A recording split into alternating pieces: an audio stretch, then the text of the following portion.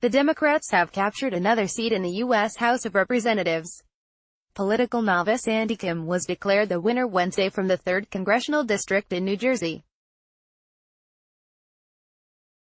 He defeated incumbent Republican Tom MacArthur.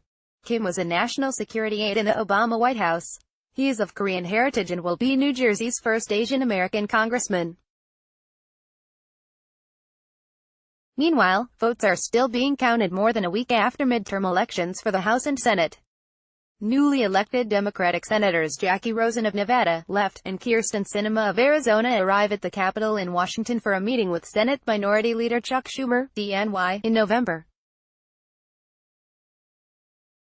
13, 2018. The day after the election, Trump boasted that it was a big day yesterday. The Republican Party defied history to expand our Senate majority while significantly beating expectations in the House. It was very close to a complete victory, he trumpeted.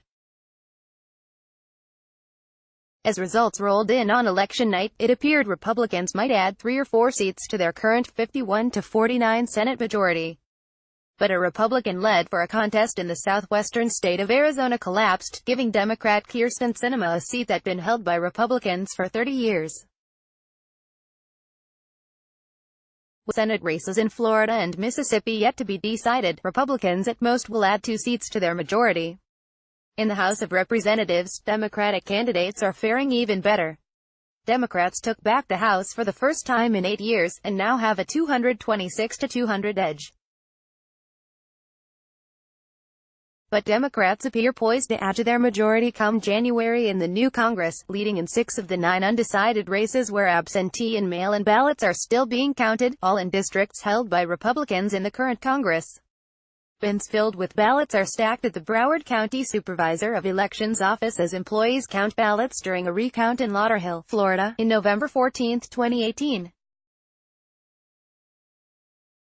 Incoming House Democratic leaders have vowed to immediately investigate the relationship between Trump's businesses and the federal government.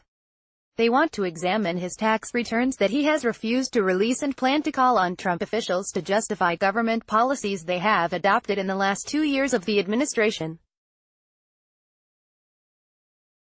While they have been in control of both chambers of Congress, Republican lawmakers rarely held hearings on Trump policies that presented the possibility of embarrassing the Republican president and his administration. Trump is calling the nascent Democratic investigations presidential harassment, and said the prospective probes have given a headache to national stock exchanges this week, leading to stock price losses. Races for governorships in Georgia and Florida remain undecided amid late vote counting and recounts, as is the key Senate race in Florida, where Governor Rick Scott, a Republican, is holding on to a 12,500 vote edge over the incumbent Democrat, Senator Bill Nelson. In the Florida race, local election officials are under a Thursday deadline to complete their recount of votes. The Mississippi Senate race is headed to a runoff election on November 27. In the Florida contest, Scott and Nelson have filed competing lawsuits on various aspects of the vote counting. But the state agency overseeing elections has rejected claims by Scott and Trump of fraud. Despite the uncertainty of the outcome, Scott attended meetings in Washington for new lawmakers.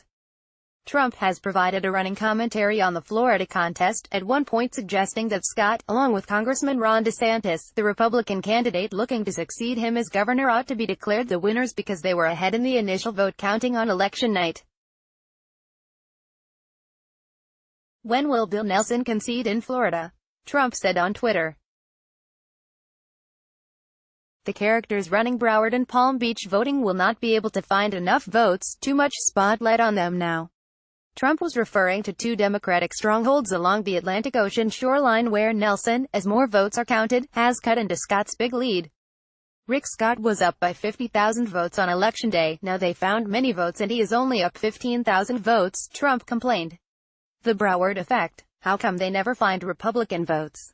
In another tweet, he sarcastically said, "Let's blame the Russians and demand an immediate apology from President Putin."